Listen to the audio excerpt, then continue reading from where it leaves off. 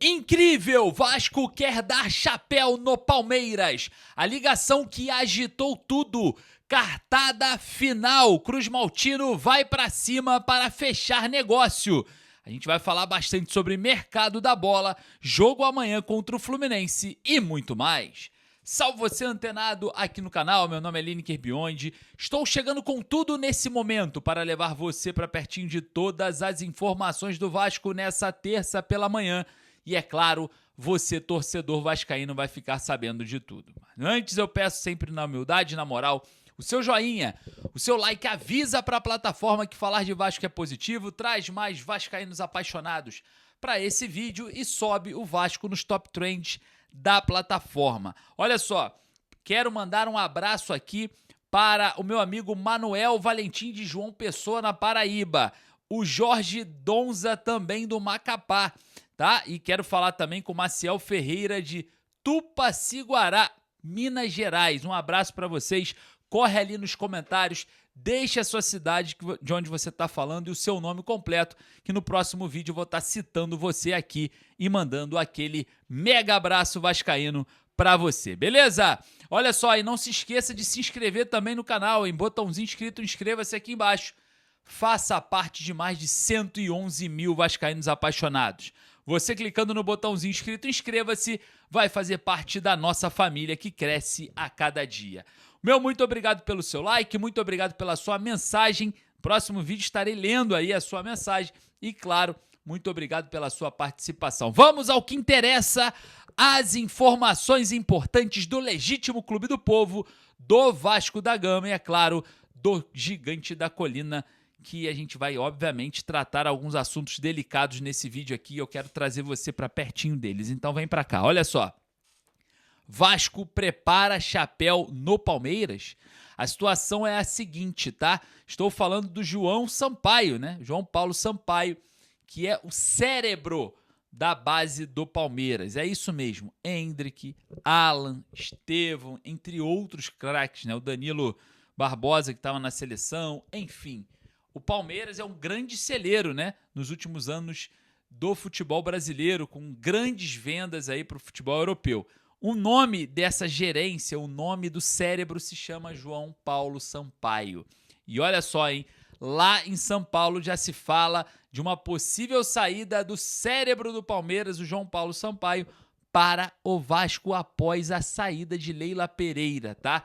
Ele é um nome muito forte junto a Leila e com a saída da mandatária pode pintar no Vascão.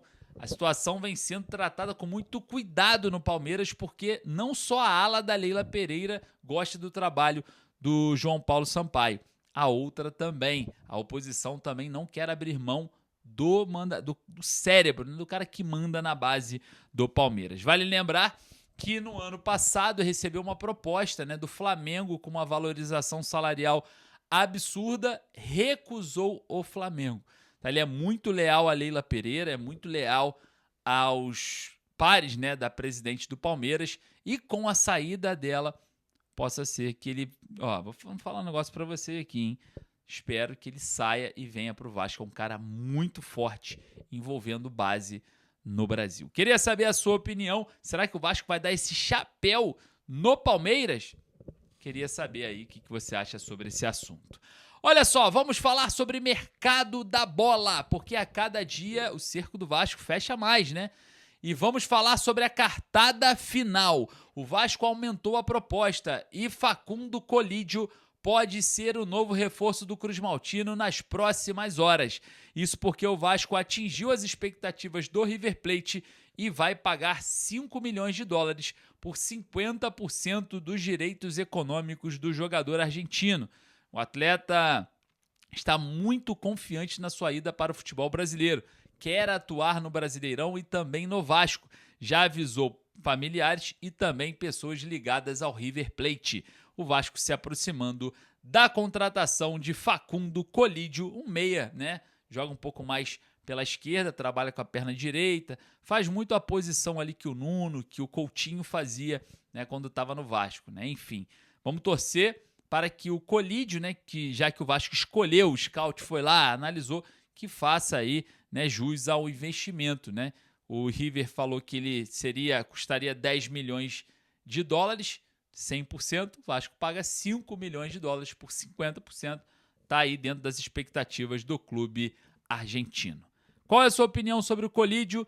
Vai lá nos comentários. Olha só, hein? A ligação que agitou tudo no Vasco. E eu quero trazer para vocês a fera, rapaz. Esse cara, desde a época que o Vasco negociava com o Michael Santos, esse cara sempre fez joguinho, né? Estou falando de Andrés Fassi, o presidente do Talleres. O Talleres da Argentina é o clube onde está Juan Sforza. E olha só, hein? A ligação chegou.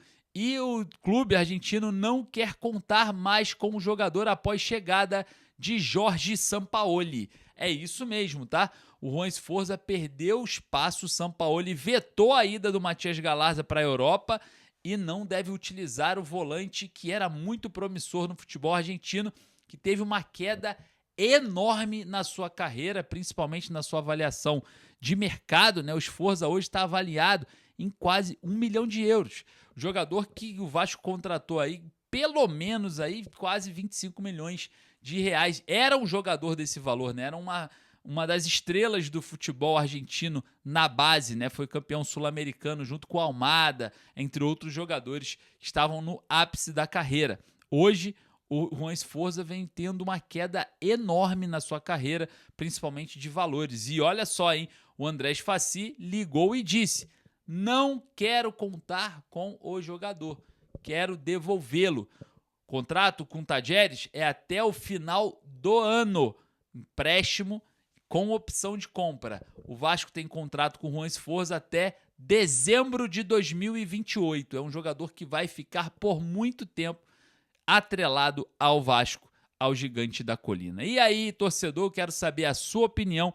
Vai lá nos comentários, porque o assunto é muito delicado acerca dessa negociação que pode aí envolver mais um jogador a ficar encostado no Vasco diante de um cenário de gestão de elenco. Você aceitaria o Sforza de volta à equipe vascaína? Vai lá nos comentários e deixe a sua opinião. Galera, olha só, a situação no Vasco também não está nada fácil, né? Tudo que o Vasco vem fazendo tem que passar ali pela AJ, tem que passar também pelo Watchdog, tem que passar pelas questões, né, os corpos jurídicos, todo o investimento. A fiscalização está muito em cima, né? 15 em 15 dias. Foram fiscalizar lá e observaram que o Vasco está trabalhando com déficit, né? Tá dando prejuízo. Enfim, eu vou fazer o seguinte. Eu vou trazer aqui a análise profissional do professor José Humberto, que é especialista em direito empresarial. Ele vai falar tudo o que ele sabe sobre o caso do Vasco atual e, obviamente, eu deixo sempre na descrição o canal do professor José Humberto para todo mundo se inscrever, que ele vem falando de Vasco e todas as questões envolvendo a SAF. Mas eu vou trazer ele aqui para trazer atualizações sobre isso e explicar para você certinho, em cima do lance, o que realmente está acontecendo. Beleza? Professor José Humberto, é contigo. Fala para a galera. Hoje aqui, nesse vídeo do Vasco, nós vamos entender o que está acontecendo, porque, de um lado, temos a tentativa de venda da SAF do Vasco, Marcos Lamáquia, através da Almirante, que é a empresa dele, grave esse nome, porque é ela que será a próxima proprietária controladora do Vasco. A Almirante apresentou uma proposta lá na recuperação judicial para comprar o Vasco. Essa compra não será das ações, mas será de ativos. É o que chamamos de UPI, já disse aqui para vocês, e há um processo em segredo de justiça nessa tentativa de fazer essa venda. Ali essa proposta será objeto de um edital para que terceiros também possam ter a oportunidade de ofertar e comprar os ativos do Vasco.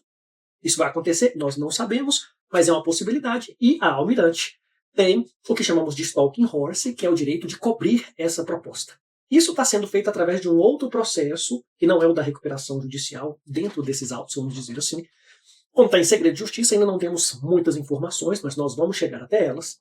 Por outro lado, na recuperação judicial, o AJ, que é o administrador judicial, trouxe um relatório financeiro. É o que chamamos de RMA. É um relatório mensal de atividades, já estamos no 13º. É como se fosse uma prestação de contas contábeis financeiras do que o Vasco está fazendo durante a recuperação judicial.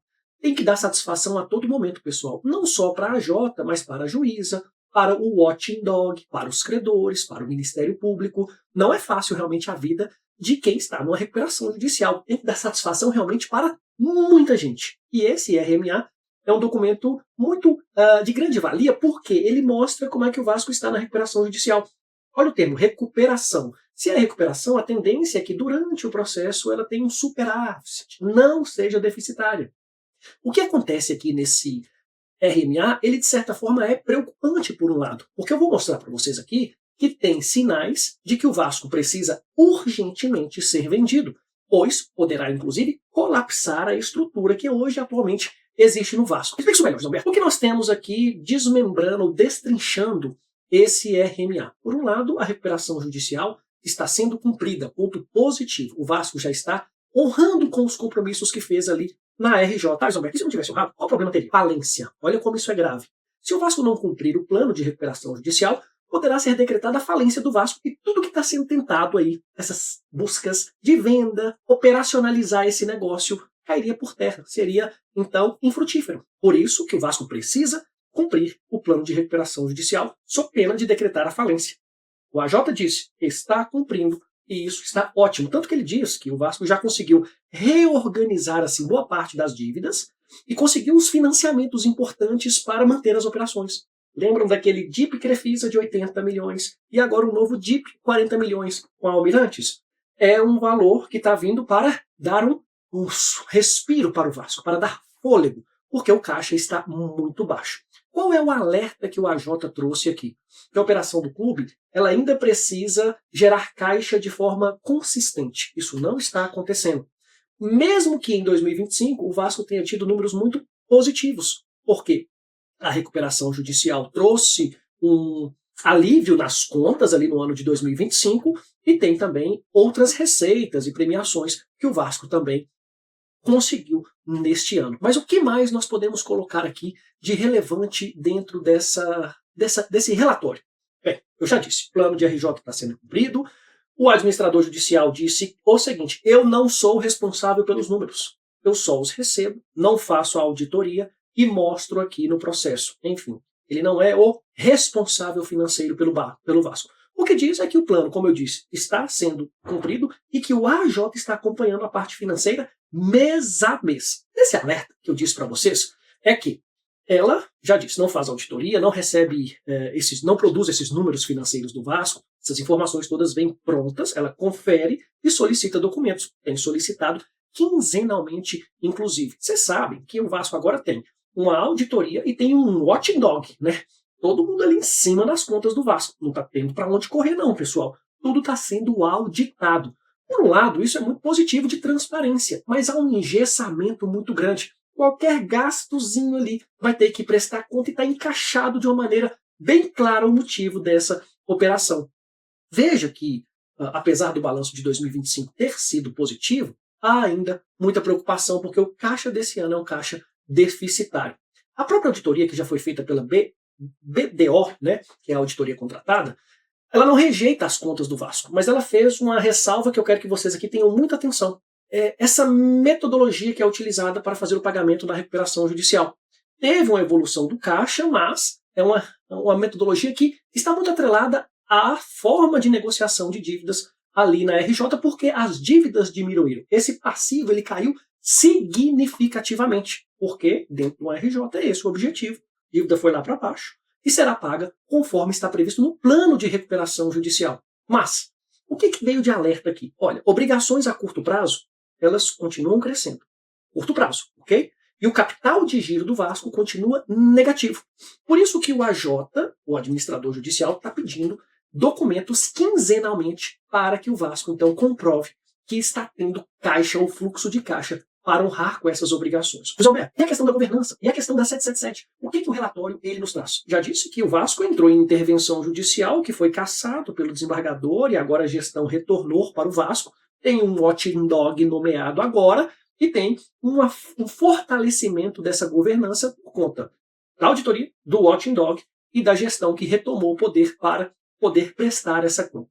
Essa mensagem do RMA, do relatório, do ponto de vista do José Humberto, ela é positiva por um lado, porque ela mostra ou passa uma mensagem equilibrada da recuperação judicial e que ela está sendo cumprida. Pronto, não tem risco de falência. Pelo menos por agora não tem. Segundo, Como ela está avançando e o plano está sendo cumprido, transmite uma ideia muito positiva para os credores, Ministério Público, para a juíza, para o AJ, para o Watchdog, Dog, para os auditores. Enfim, o Vasco está sendo responsável no cumprimento dessas obrigações e conseguiu reorganizar boa parte dessas dívidas. Isso mesmo. E esses financiamentos que chegaram, eles foram de grande valia. E sendo bem honesto para vocês, pessoal, esse de 40 milhões que veio agora, daqui a pouco vai precisar de outro, se não fizer essa venda do Vasco o quanto antes. Essa alerta, né, de que a operação do clube precisa de caixa de forma consistente e mais constante, ela está muito clara nesse RMA, porque apesar do balanço positivo de 2025, o que nós estamos vendo agora é um déficit nesse fluxo de caixa.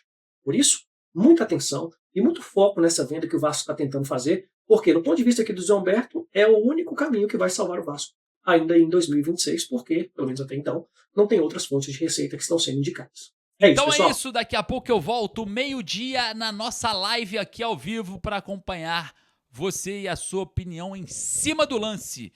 Aguardo você mais uma vez, muito obrigado por estar aqui com a gente e obviamente a gente volta mais tarde com mais informações. Um forte abraço, saudações vascaínas, daqui a pouco eu tô voltando, hein?